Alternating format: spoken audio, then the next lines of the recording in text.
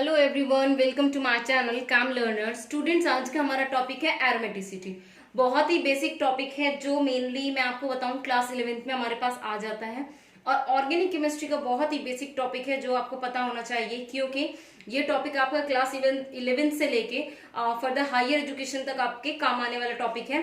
यही टॉपिक मैं आपको बताऊं तो आप अगर मेडिकल की प्रिपरेशन कर रहे हैं, इंजीनियरिंग की प्रिपरेशन कर रहे हैं, या फिर आप IIT जैम की, CSIR नेट की, इन सब चीजों में अगर आप किसी की भी प्रिपरेशन कर रहे हैं तो आपको ये टॉपिक जरूर आना चाहिए। इनफैक्ट अगर मैं CSIR नेट की बात करूं तो हर साल एक या दो क्वेश्चन इस टॉपिक में से आ ही जाता है। गाइज, अगर आपको मेरी वीडियो अच्छी लगे तो प्लीज इसको लाइक, शेयर और सब्सक्राइब जरूर कीजिएगा और बेल आइकन पर क्लिक जरूर कीजिएगा ताकि आपको नेक्स्ट वीडियो का नोटिफिकेशन मिल सके। तो अब हम स्टार्ट करते हैं अपनी वीडियो। मैं आपको सबसे पहले बताती हूँ कि एरोमेटिसिटी होता क्या है। ठीक है, कुछ कंडीशंस होती हैं कि कब हम किसी भी कंपाउंड को बोलेंगे कि वो एरोमेटिक है, कब बोलेंगे। देखिए देखिए ऑर्गेनिक केमिस्ट्री में हमारे कंपाउंड्स दो में डिवाइड होते हैं। पहला है आपका क्या, एलिफेटिक, और दूसरे होते हैं आपके एरोमेटिक। ठीक है, एलिफेटिक और एरोमेटिक। एलिफेटिक कंपाउंड्स कौन से होते हैं? एलिफेटिक कंपाउंड्स होते हैं जो सिंपल कार्बन चेन होती है, स्ट्रेट चेन होती है, इस तरीके से जो होते हैं हमारे एलिफेटिक कंपाउंड्स। इनमें क्या है, एक स्ट्रेट चेन है कार्बन की। ठीक है, और लेकिन जो हमारे एरोमेटिक कंपाउंड्स होते हैं, यानी जो एरोमेटिक कंपाउंड्स होते हैं वो जनरली रिंग कंपाउंड्स होते हैं, इस टाइप से। ठीक है, ये हमारे एरोमेटिक कंपाउंड्स होते हैं जो रिंग वाले कंपाउंड्स होते हैं। ठीक है, और जो हमारी सिंपल चेन होती है ये हमारे एलिफेटिक कंपाउंड्स होते हैं। ठीक है, अब कंपाउंड को कब हम एरोमेटिक कहेंगे, ठीक है, उसकी कुछ कंडीशंस होती हैं। देखिए क्या क्या कंडीशंस होती हैं।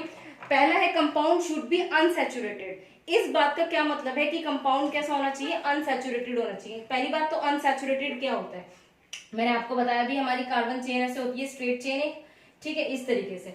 तो जब हमारा कंपाउंड में एक double bond, single bond, double bond, single bond, double bond, इस तरीके से single double bond alternating position पे हो तो कंपाउंड कैसा होता है हमारा, अनसैचुरेटेड। जिसमें मेनली क्या हो, डबल बॉन्ड हो या फिर ट्रिपल बॉन्ड हो, तो कंपाउंड होता है अनसैचुरेटेड। और जब हमारे ये double bond, single bond, double bond सारे ऑल्टरनेटिंग पोजीशन पे हो तो इसको हम बोलते हैं कॉन्जुगेशन। ठीक है, क्या बोलते हैं, कॉन्जुगेशन।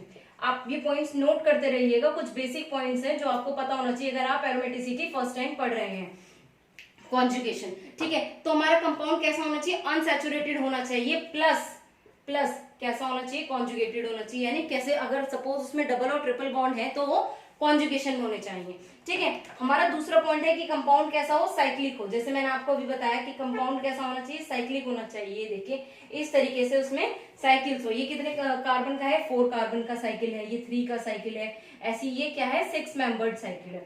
ठीक है, तो जैसे वो स्ट्रेट चेन एलिफेटिक होते हैं, ऐसे ही ये कैसे होते हैं आपके, ये होते हैं आपके रिंग कंपाउंड्स होते हैं। ठीक है, उसके बाद है प्लेनर होना चाहिए। कंपाउंड कैसा होना चाहिए आपका, प्लेनर होना चाहिए। कंपाउंड प्लेनर कब होता है, देखिए यानी जो हमारा कंपाउंड है, जो कार्बन एटम्स हैं, इसके जो ये ऑर्बिटल्स होते हैं ये सारे एक प्लेन में होने चाहिए।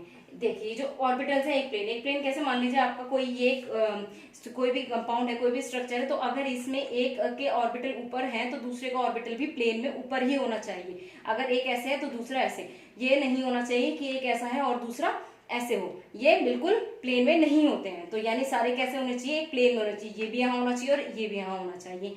इस तरह के कंपाउंड्स कैसे होते हैं, प्लेनर होते हैं। ठीक है, उसके बाद है each atom in cyclic system must have p orbital perpendicular to ring.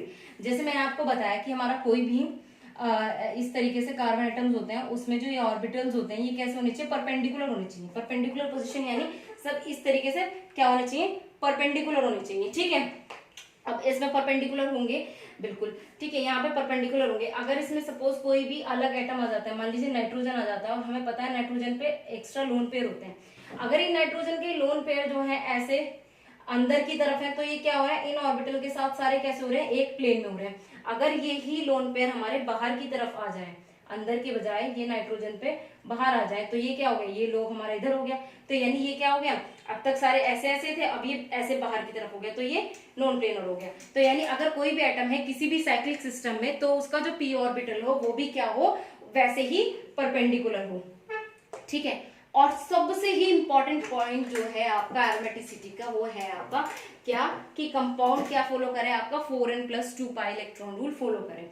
अब 4n+2 इलेक्ट्रॉन रूल को हम हक्कल रूल भी बोलते हैं। ये देखिए इसको हम हक्कल रूल भी बोलते हैं। होता क्या है कंपाउंड में, मान लीजिए आपको n दिया हुआ है, हमें नहीं पता n क्या है, n कुछ भी हो सकता है, 0 1 2 3 एंड सो ऑन। अगर n की वैल्यू 0 रखते हैं हम, 4 × 0 + 2, तो ये कितना आया, 2 इलेक्ट्रॉन आ गए।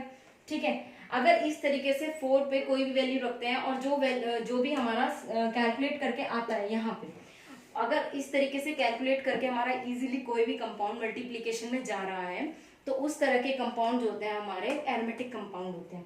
कैसे होते हैं, ध्यान से मैं आपको एक एग्जांपल के साथ एक्सप्लेन करती हूँ। देखिए मान लीजिए आपको एक ये इस तरीके से स्ट्रक्चर दिया हुआ है, हमारा कॉमन स्ट्रक्चर है बेंजीन का। ठीक है, अब इसमें कितना डबल बॉन्ड है, 1 2 3। ठीक है, एक डबल बॉन्ड जो होता है आपका वो 2 इलेक्ट्रॉन के इक्वल होता है। एक डबल बॉन्ड 2 इलेक्ट्रॉन के इक्वल होता है। यहाँ पे कितने, 1 2 3, कितने डबल बॉन्ड है, 3 डबल बॉन्ड है। कितने इलेक्ट्रॉन के इक्वल है, 6 इलेक्ट्रॉन के इक्वल है। ठीक है, तो यहाँ पे कितने होंगे, 6 इलेक्ट्रॉन। अगर हम 4 की वैल्यू रखें, 0 पे तो 2 आ गया, अब रखते हैं 1, 4 × 1 + 2। ठीक है, कितना हो गया, 4 × 4 + 2, कितना हो गया, 6 इलेक्ट्रॉन। यानी ये क्या कर रहा है, हमारा कंपाउंड एरोमेटिक हो रहा है। क्यों, क्योंकि ये इजीली कैलकुलेशन करी, 6 इलेक्ट्रॉन रूल आ गया। ठीक है, आप रख के देखिएगा, जनरली इवन नंबर आते हैं और इवन नंबर के जो कंपाउंड होते हैं हमारे वो एरोमेटिक कंपाउंड होते हैं। ठीक है, समझ में आया आपको।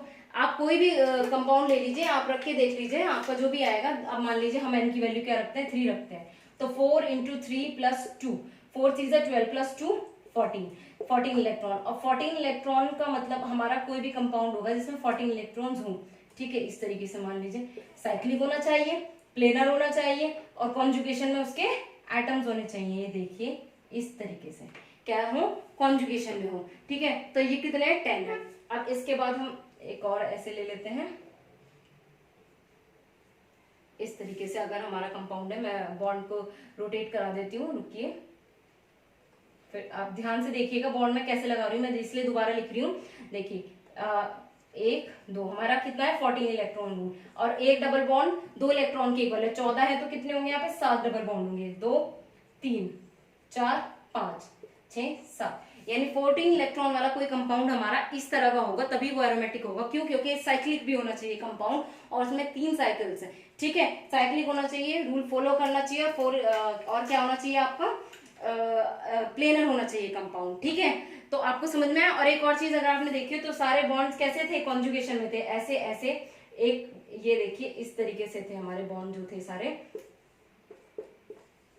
देखिए एक छोड़ के एक बॉन्ड था हर जगह पे। ठीक है, एक छोड़ के एक बॉन्ड, एक छोड़ के एक बॉन्ड, इस तरीके से सारे क्या थे, हमारे कंजुगेशन में थे। ठीक है, समझ में आया आपको इतना। ये एरोमेटिसिटी की कंडीशंस थी। अगर कोई भी कंपाउंड इस तरह की कंडीशन फॉलो कर रहा है तभी वो एरोमेटिक है। नेक्स्ट देखिए गाइस, बाकी मैंने आपको एरोमेटिक की कंडीशन बताई, कुछ और इसी तरीके के कंपाउंड्स होते हैं हमारे, जिनको हम बोलते हैं एंटी एरोमेटिक, नॉन एरोमेटिक, होमो एरोमेटिक और क्वाजी एरोमेटिक। ठीक है, अब देखिए एंटी एरोमेटिक कंपाउंड्स कौन से होते हैं। वही सेम कंडीशन है, वो भी साइक्लिक होने चाहिए, वो भी प्लेनर होने चाहिए। ठीक है, और मैं वो भी आप मान लीजिए कि अनसैचुरेटेड भी हो जाए या कॉन्जुगेशन में भी हो जाए वो। ठीक है, कॉन्जुगेशन भी हो। सबसे इंपॉर्टेंट है कि वो हक्कल रूल को फॉलो नहीं करते। जो हमारे एंटी एरोमेटिक कंपाउंड्स होते हैं वो हक्कल रूल को फॉलो नहीं करते। ठीक है, जैसे आपका एक एग्जांपल ले लीजिए आप, ये देखिए, ये देखिए। ठीक है, कितने इलेक्ट्रॉन है यहाँ पे, 1 पाई बॉन्ड यानी 2 इलेक्ट्रॉन। यहाँ पे कितने, 2 पाई बॉन्ड यानी कितने इलेक्ट्रॉन हुए, 4 इलेक्ट्रॉन। आप रख के देख लीजिए, 4n+2 में रखिए, कोई भी n की वैल्यू रख लीजिए, हमारा 4 नहीं आएगा। ठीक है, तो इस तरह के कंपाउंड क्या होते हैं, हमारे एंटी एरोमेटिक कंपाउंड्स होते हैं, जो हक्कल रूल को फॉलो नहीं करते हैं। दूसरे हमारे कंपाउंड्स होते हैं non aromatic. Guys, non aromatic compound cyclic भी होंगे। ठीक है, हो सकता है वो आपके मान लीजिए सैचुरेटेड भी हो सकता, अनसैचुरेटेड भी हो सकते हैं, कंजुगेशन भी उनमें हो सकता है, लेकिन वो कैसे होंगे, नॉन प्लेनर होंगे। नॉन प्लेनर का मतलब है सारे कंपाउंड्स एक प्लेन में नहीं होंगे, यानी सब एक प्लेन में नहीं होंगे। ठीक है, कैसे, इसका एग्जांपल देखिए, सबसे बहुत ही फेमस एग्जांपल है इसका, साइक्लोऑक्टेन। फिर से बना देती हूँ, ये देखिए साइक्लोऑक्टेन। ये देखिए सब कंजुगेशन में, एक डबल बॉन्ड एक सिंगल बॉन्ड, सारे कंजुगेशन में, लेकिन ये जो स्ट्रक्चर होता है साइक्लोऑक्टेन, ये कभी भी इस फॉर्म में एग्जिस्ट ही नहीं करता है। ये जनरली जो एग्जिस्ट करता है वो इस फॉर्म में एग्जिस्ट करता है, टब शेप में, ठीक है, ऐसे ये इस शेप में जनरली क्या करता है, एग्जिस्ट करता है। जब ये इस शेप में एग्जिस्ट करेगा तो यहाँ पे इसकी क्या होगी, जो इसके ऑर्बिटल्स होंगे उनमें प्लेनैरिटी खत्म हो जाएगी, दो ऊपर हो गए और दो नीचे हो गए, तो ये कैसे हो गए, सारे नॉन प्लेनर हो गए। समझ में आया आपको। तीसरा है हमारा होमो एरोमेटिक। होमो एरोमेटिक कंपाउंड जो होते हैं वो जनरली कैसे होते हैं, उनमें होते वही हैं कि साइक्लिक होने चाहिए, आपके प्लेनर भी होने चाहिए, ठीक है। जैसे अगर मतलब वही के साइक्लिक हो, प्लेनर हो, लेकिन उसमें जो उसका एक एटम हो कोई भी, वो कैसा हो, sp3 हाइब्रिडाइज्ड हो। sp3 हाइब्रिडाइज्ड कैसे हो कि मान लीजिए आपका ये है, ठीक है, वही देखो एक सिंगल बॉन्ड, एक डबल बॉन्ड, एक सिंगल बॉन्ड, ऐसे ही हो रहा है, ठीक है। अब इसके बाद आ गया एक पॉजिटिव चार्ज, यहाँ तक कंजुगेशन है। अगर किसी भी रिंग में पॉजिटिव या नेगेटिव चार्ज एक पोजिशन छोड़ के आता है तो भी हम कह सकते हैं कि वो कैसे है, कंजुगेशन में। और उसके बाद जो अगला एटम आया, इस पे ना तो कोई चार्ज है, ना पॉजिटिव चार्ज है, ना नेगेटिव चार्ज है, ना डबल बॉन्ड है, लेकिन क्या है, बस दो हाइड्रोजन लगे हुए हैं। और ये वाली जो पोजीशन है ये कैसी है आपकी, sp3 हाइब्रिडाइज्ड है, ये वाली पोजीशन, ठीक है, sp3 हाइब्रिडाइज्ड है। तो कोई भी कंपाउंड जिसमें एक पोजीशन कैसी हो आपकी, sp3 हाइब्रिडाइज्ड हो, इस तरह के कंपाउंड होते हैं हमारे होमो एरोमेटिक कंपाउंड होते हैं, ठीक है। समझ में आया, ये इसका बेस्ट एग्जांपल है। अब अगला होता है हमारे quasi aromatic compounds. Quasi aromatic compounds भी बहुत सिंपल होते हैं।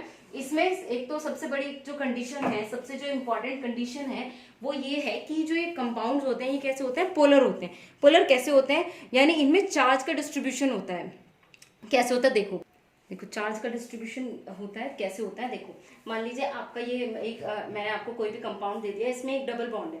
एक डबल बॉन्ड का मतलब इसमें दो पाई इलेक्ट्रॉन है, दो इलेक्ट्रॉन्स हैं, ठीक है। तो दो इलेक्ट्रॉन का मतलब है कि ये कैसा होगा, एरोमेटिक होगा। इसका मतलब क्वाजी एरोमेटिक, एरोमेटिक की तरीके के ये कंपाउंड होते हैं, ठीक है। ये यानी हक्कल रूल को क्या करते हैं, ये हक्कल रूल को फॉलो करते हैं, ठीक है। मेन बात हो गई कि ये हक्कल रूल को फॉलो करते हैं। दूसरा हो गया, अब इसमें मैंने नीचे एग्जांपल लिखा है, जैसे मान लीजिए आपके पास एक कोई भी साइक्लिक स्ट्रक्चर है, उसमें एक डबल बॉन्ड है और उस पे ऊपर ऑक्सीजन एक एटम लगा हुआ है, ठीक है, जो किससे अटैच है, डबल बॉन्ड से अटैच है।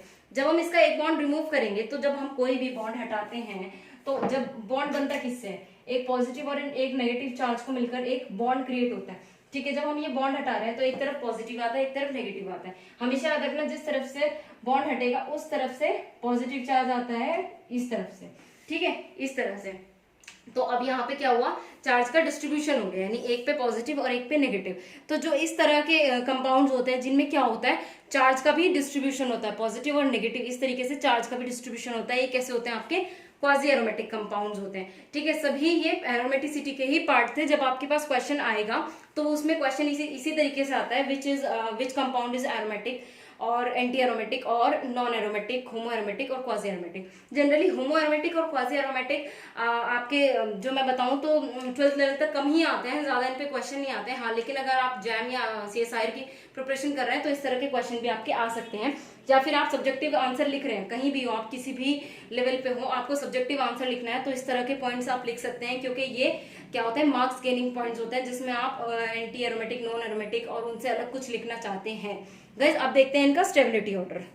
तो हमारे सबसे ज्यादा स्टेबल होते हैं एरोमेटिक कंपाउंड्स। उनके बाद जो स्टेबल होते हैं होमो एरोमेटिक कंपाउंड, फिर नॉन एरोमेटिक और फिर एंटी एरोमेटिक। ये स्टेबिलिटी ऑर्डर मैंने इसलिए लिखा है क्योंकि कई बार क्वेश्चन आता है which compound is stable among these, which compound is most stable. तो आपको याद रखना है जो एरोमेटिसिटी शो कर रहा होगा, जो एरोमेटिक होगा वो सबसे ज्यादा स्टेबल होगा, ठीक है। फिर होमो एरोमेटिक, फिर नॉन एरोमेटिक और फिर एंटी एरोमेटिक। सो गाइज ये हमारी पहली पार्ट था एरोमेटिसिटी का, क्योंकि दूसरे पार्ट में मैं आपको इसके काफी सारे क्वेश्चंस करवाऊंगी, जिसमें आपको जो आपने पढ़ा है आपके डाउट्स क्लियर हो जाएंगे, क्योंकि उसमें हम बहुत सारे एग्जांपल्स को सॉल्व करेंगे। तो प्लीज आप इसका सेकेंड पार्ट देखना मत भूलिएगा।